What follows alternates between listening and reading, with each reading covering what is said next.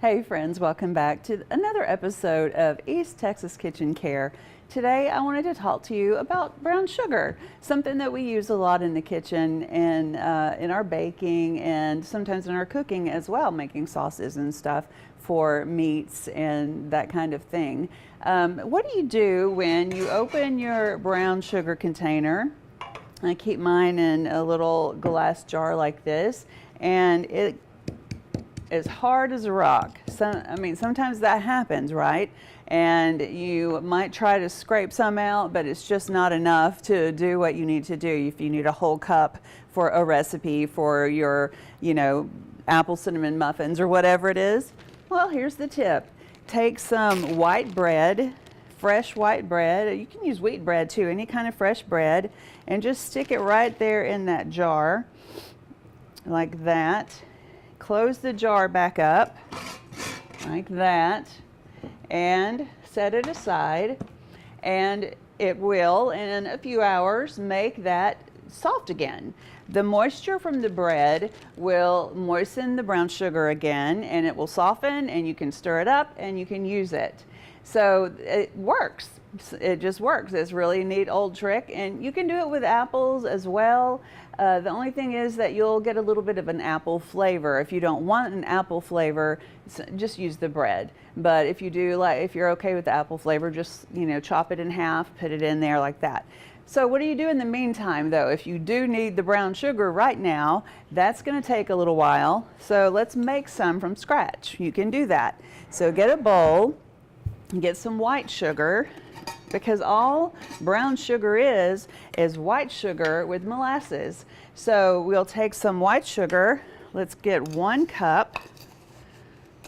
This is a half, because my cup is so big it doesn't quite fit in here, so we'll go half and another half to make about a cup. And then we'll add, to make light brown sugar, per cup of white sugar, you want 1 tablespoon of molasses. So, and let me give you a free tip in here while we're talking about molasses. I use molasses especially during the holidays to make some different recipes that I have for cookies. So they're so sticky and they stick to the teaspoon or the tablespoon. So spray your spoon with a little cooking spray, and then it'll come right out of the spoon when you're pouring it instead of sticking all into it. So put the molasses right into the sugar, simple as that. And see, most of it came out. That's a big handy dandy thing, because usually it just doesn't. It's all, half of it stays in the teaspoon. And you just stir. That's all you have to do. Now you could do it in a food processor if you want to, but I'd rather not pull out a food processor, to be honest. So I'll just take a spatula, or I'll take my whisk like this and just start whisking it together. And the brown sugar, it has that wonderful molasses flavor. The molasses is also what gives the brown sugar its moisture. That's why it gets so hard when the moisture is gone from it like that. And that's why we have to put some moisture back in it when it hardens, as it did in that jar. So you just stir, stir, stir. Now let's say we wanted to make dark brown sugar. Just add another tablespoon. So dark brown sugar has a richer flavor, and it's, when you make things like gingerbread, that kind of thing, it usually calls for dark brown sugar. So that just means it has more molasses in it. So you just stir even more. I'm going to put that there. Keep using this. So that's all there is to it. You just stir, and you could make a big batch, and if you did want to make a big batch, you could pull out your food processor then, and instead of buying a bag of it at the store, if you want it to be, like Little House on the Prairie and make everything from scratch, get your food processor out and make a big old batch of your very own brown sugar.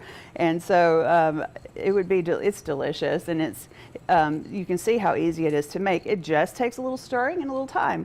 Now when you store it, you want to store it, this is probably not the best thing I should store it in, because it doesn't have really a complete airtight seal, especially if you don't line up the threads on this lid perfectly. So get something like this that has an airtight seal, a Tupperware type thing to store your brown sugar in. Even inside that, you could put it in a Ziploc bag and then put it in that. You want to keep as much moisture out of your brown sugar as you can, and that's what keeps it moist. So those are just a few tips for making your own brown sugar when you need it and for keeping your brown sugar moist. And that is another East Texas Kitchen Care tip. We'll see you next time.